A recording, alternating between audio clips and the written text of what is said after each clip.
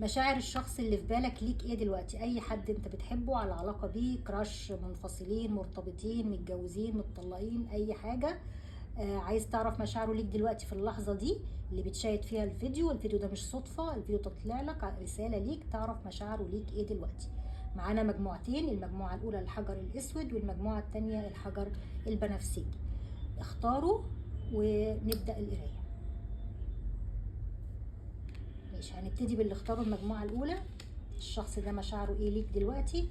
الشخص ده متعلق بيك جدا جدا جدا، ويعني تعلقه ازاي بيك ده بيخوفه وبيخليه دايما يهرب من العلاقة، لان هو ما بيحبش يتقيد بشخص ولا بمشاعر ولا بأي حاجة. الشخص ده عقلاني جدا وبيحب يكون حر، بيحب يكون هو مسيطر على مشاعره، مسيطر على نفسه.